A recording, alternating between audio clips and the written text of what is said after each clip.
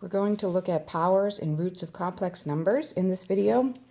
And we're going to start with just a reminder of what it means to raise a complex number to a power. So if I want to raise this complex number z to a power, so I'm going to maybe cube this. And I'm going to write z in its standard form here, in its general form. We have the modulus, r, times the cosine of the argument plus I sine of the argument. Just a reminder that that's this trigonometric form. So I'm just going to put the complex number over here. We're going to go up to pi over 4. So pi over 4 is in this direction. And we're going to go out 2. And so that's our number, 2 times the cosine of pi over 4 plus I sine pi over 4. And of course we have our real and our imaginary axes. So if I square that number, if this is z, if I was to square z, so z squared, we know we square the modulus, so we have 4, and we multiply the argument, so we have 2 pi over 4, right, which is pi over 2, plus I sine pi over 2. So I want to raise this to a power so that we can see that taking the root is undoing it, but it's a little bit more complicated. So if I go up to pi over 2, that's the imaginary axis, and then I go up to 4, so here is z squared. Right, so I have squared the modulus of it, so now I'm 4 away, so this length would be 4, whereas this length was 2, that absolute value. Now if I cube it, if I did z cubed, I would cube the 2 and get 8, and I would multiply the angle by 3, so I would get 3 pi over 4 plus I sine 3 pi over 4. Okay, and so then what does that mean? So here's 3 pi over 4 is to here, right? And then I'm going to go out 8, so I'll be way up here. So you can see that raising to a power, that might be a little bit more than pi over 4, but that should be a 3 pi over 4. That raising to a power has this rotating, this sort of spiraling out effect. I square the modulus, I cube the modulus, and now this is 8 away. And what's happening is my number is spinning around the complex plane. And so multiplying complex numbers has this effect of spinning around the complex plane. And so raising to a power, I'm going to add that same angle every time. So as I add the angle, I spin around the complex number. But if the modulus is not 1, if the absolute value is a number bigger than 1, I'm going to get further away from the pole every time. Okay, so now let's do the cube root. And if we think about it, if z cubed is equal to 8 times the cosine of 3 pi over 4 plus I sine 3 pi over 4, then a really good first guess on how to cube root, so if I wanted to cube root this z cubed, I should get my z back, right? So let's just think about this number. If I want to cube root 8 cosine 3 pi over 4 plus I sine 3 pi over 4, and that's essentially cube rooting z, well then I should get z back, right? And that is one of the answers. So if I take the cube root of z cubed, if I take the cube root of this number, I do get the cube root of 8, so I cube root the modulus, or the absolute value, whichever word you want to use for that. And then I take my angle and I say cosine of the angle over 3 plus I sine the angle over 3. And so and this 3 is because it's a cube root. So that's what we're going to call n, right? And the 3 goes in there as well. So it's the nth root. And so if we look at that, right, we would get cube root of 8 is 2 times the cosine, and since theta in here is 3 pi over 4, if I was to put 3 pi over 4 in for theta, well, 3 pi over 4 divided by 3 is pi over 4. So I do, in fact, get my z back out. So the cube root of z cubed should be z. But that's not where the story ends here for cube roots and for nth roots of complex numbers. So it turns out that when we take the cube root of a complex number, so here's my 8 cosine 3 pi over 4, I will get the most obvious one back, the one that you would think, okay, well, I cubed this up, right? But what we actually get back is we get more than one cube root. There's more than one answer, okay? And let me explain that here. So if I'm going to take that same number, that 8 cosine of 3 pi over 4. So we're going to put that 3 pi over 4 and 8 over here. So this is 8 cosine 3 pi over 4 plus I sine 3 pi over 4. We're going to take that as our new complex number, and we're going to cube root it. Okay, so we'll say that this is just our regular z.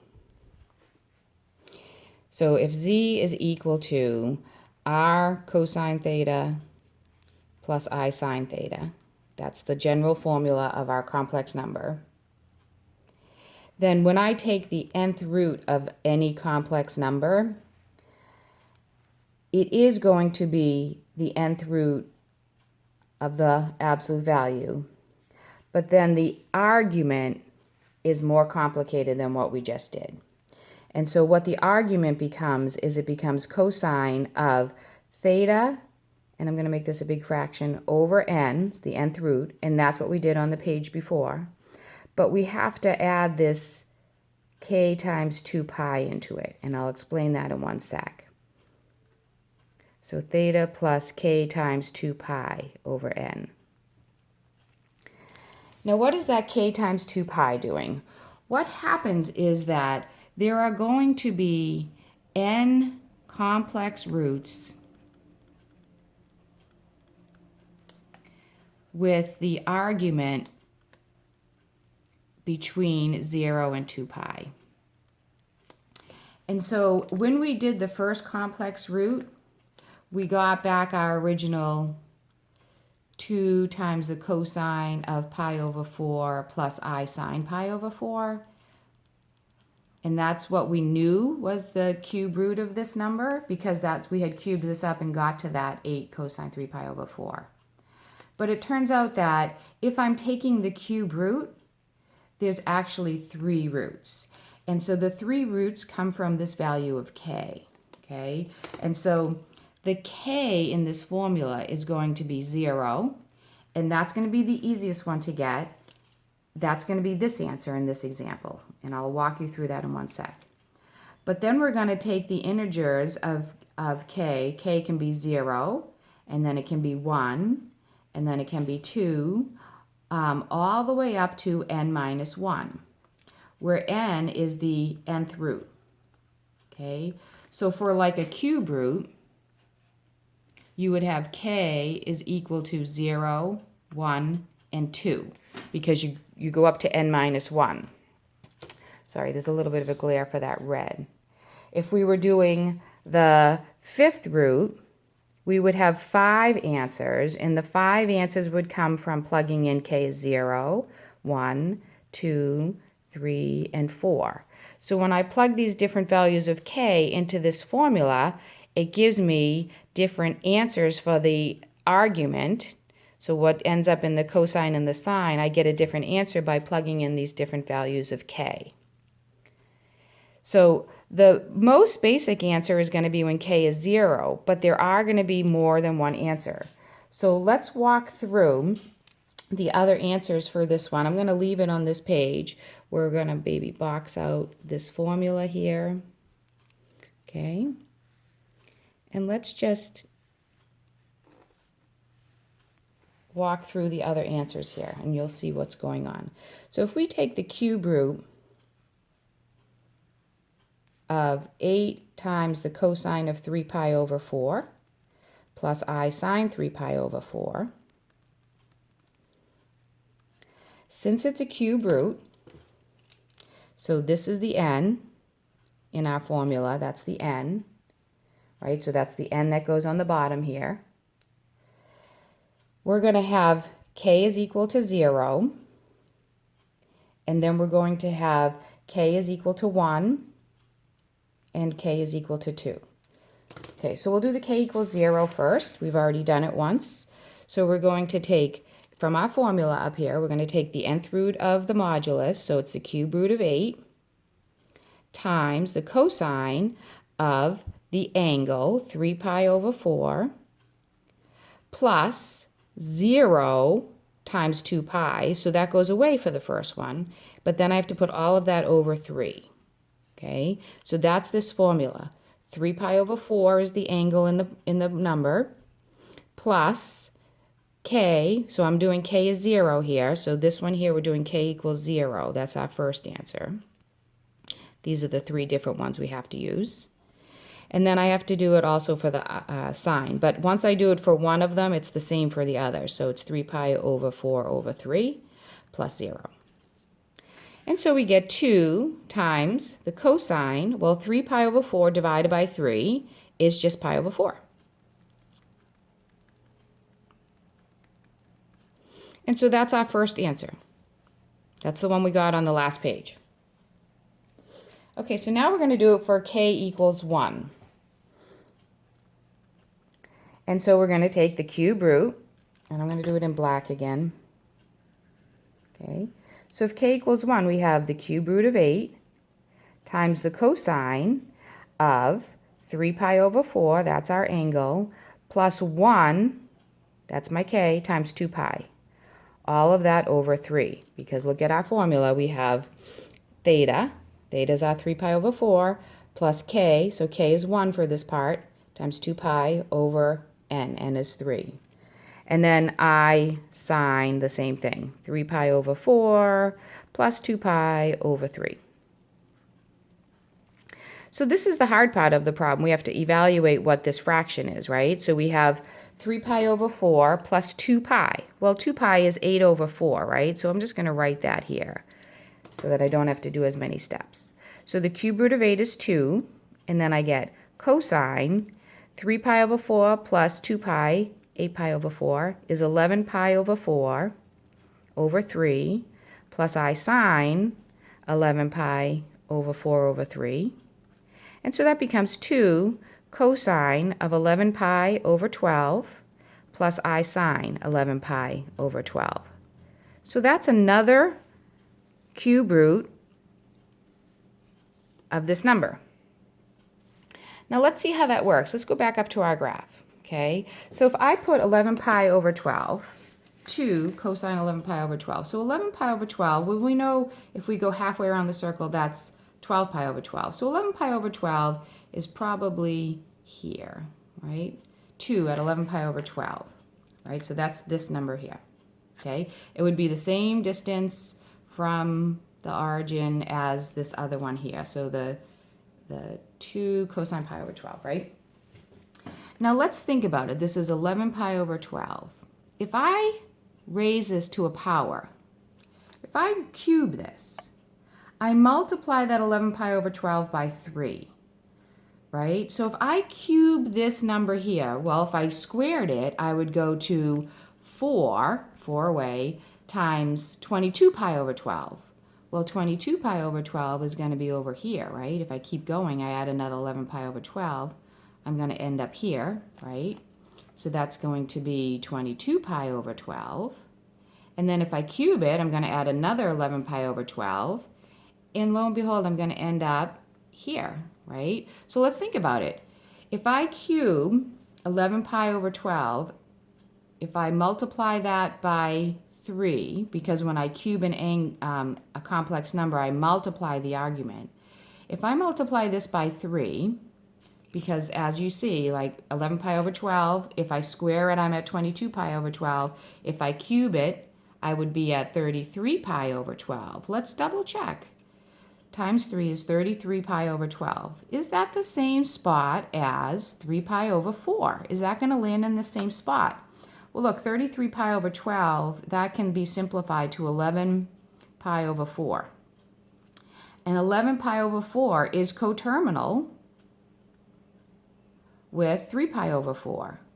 If you remember from our trig from the beginning of the year, right, that 8 pi over 4 is the same as 2 pi. So if I go around once, that's 8 pi over 4, 9 pi over 4, 10 pi over 4, 11 pi over 4. So 11 pi over 4 is the same as 3 pi over 4.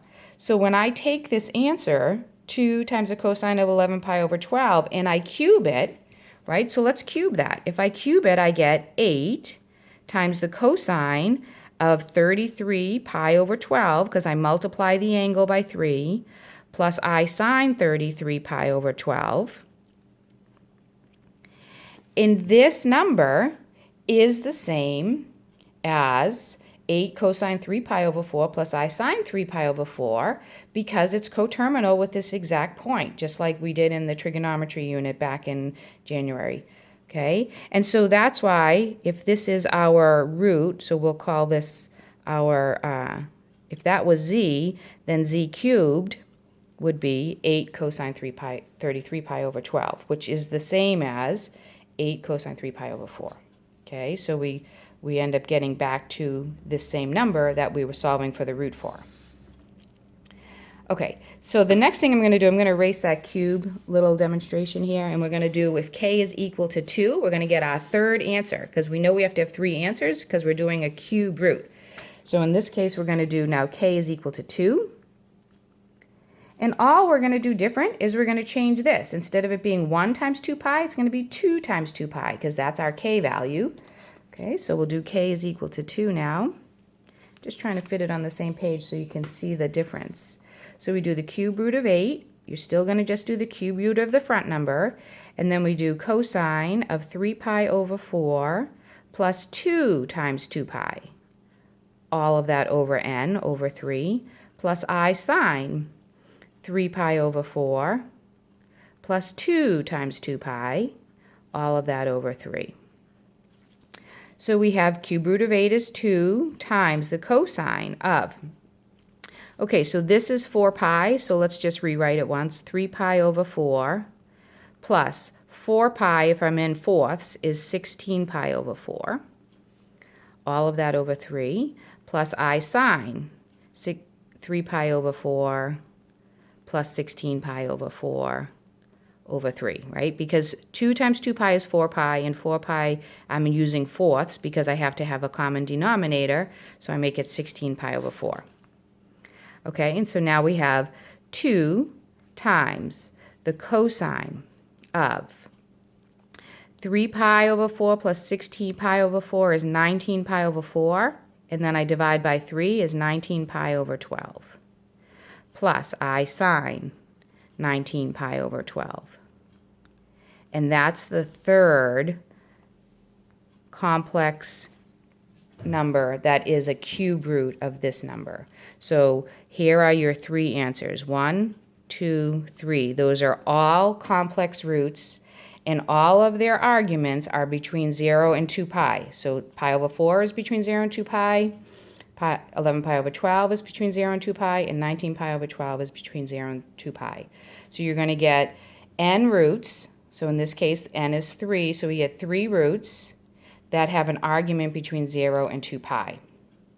And if you think about this one, 19 pi over 12, if I multiply that by 3, 19 pi over 12, if I was to cube this number, cube the 2, I'd get the 8. What's 19 pi over 12 times 3? Well, that's 57 pi over 12. That simplifies. I can divide that by 3, and I get 19 pi over 4. And 19 pi over 4 is coterminal with 3 pi over 4. I go around 2 pi, right? 8 pi, 16 pi, and then 3 pi over 4 left. And that's how we do the cube root. So I'm going to do one more that's an interesting one. We're going to take the cube root of -1. So any complex number can be written as a plus bi. So let's try taking the cube root of -1. So -1 is 0 minus 1i. And if I was to look at this number, where's -1? Here's the real, here's the imaginary.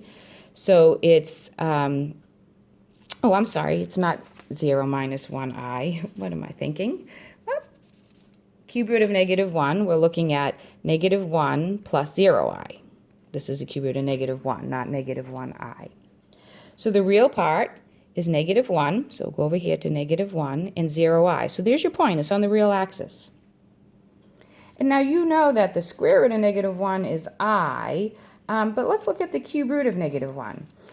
You know from just algebra that one of the answers to this should be -1 because -1 times -1 times -1 is -1. So if we had done this in the fall, we would have said, oh, that's -1, keep going. So it turns out that there's two answers that we didn't know about before. So if I want to take the cube root of this, I want to put this into its trigonometric form. So I know that I'm 1 away from the origin, and my angle is pi. That's my theta, right? So I'm going to rewrite this. -1 is the same as -1 plus 0i, but it's also the same as 1 times the cosine of pi plus I sine of pi, right? Remember, cosine of pi is -1, so I'd get 1 times -1, that gives me this part. Sine of pi is 0, so I'd get 1 times 0i, so I'd get 0i. So these are all the same number. Now when I cube root a complex number, I want to cube root the trig form. So I'm going to cube root 1 times the cosine of pi plus I sine pi. Okay, so I'm cube rooting, so I have n is equal to 3, and so k is equal to 0, 1, and 2. So let's do k is equal to 0.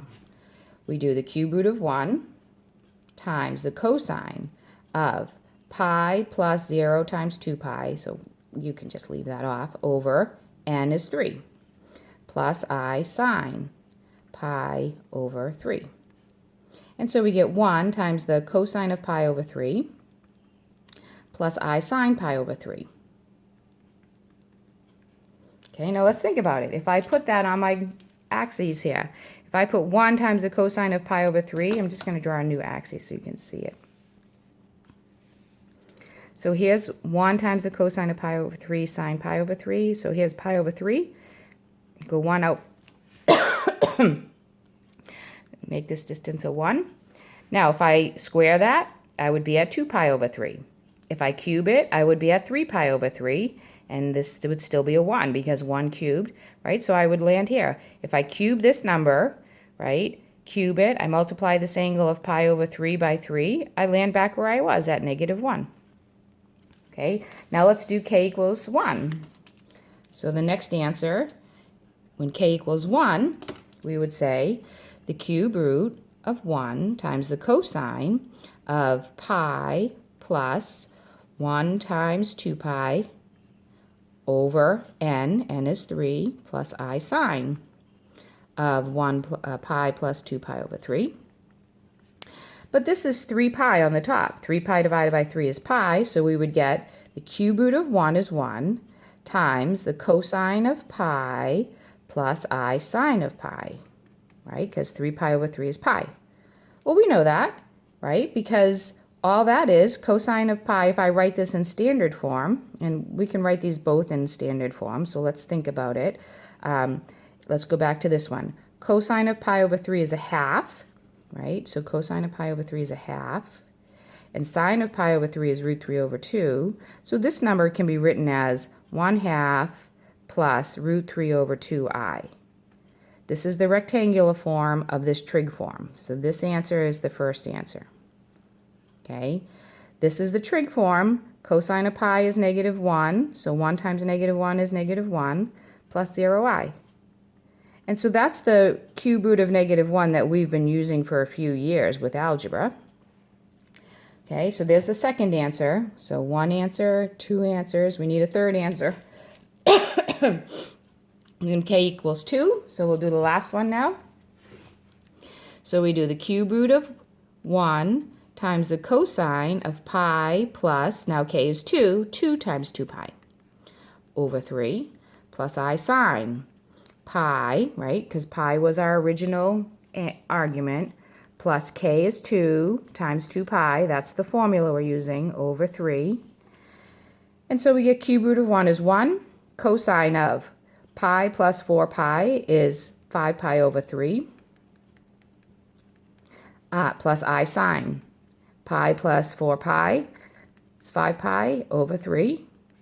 And so that's the answer to that's the third answer, and we can put this back into rectangular form because we know that 5 pi over 3 has a cosine of 1/2, so this would be 1 times 1/2 is 1/2. And sine of 5 pi over 3 is negative root 3 over 2, so it would be minus root 3 over 2I. So these two numbers, that's the same number in two different forms, that's the third answer.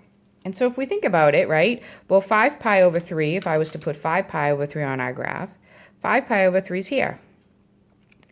If I square that, I get 10 pi over 3. So 10 pi over 3 is going to be, right, we're going to go 3 pi over 3, 6 pi over 3, 9 pi over 3. So 10 pi over 3 is here. And if I do that again, I get back to this number here. So if I cube this, I would also go back to that number. Okay, and that's how you do the roots of a complex number. Now, both of the ones I did were cube roots. So if we were to do something that had a fourth root, and I won't do this all the way out, but let's think if I was to do the fourth root of a complex number, right, we would have to use k is equal to 0, 1, 2, and 3.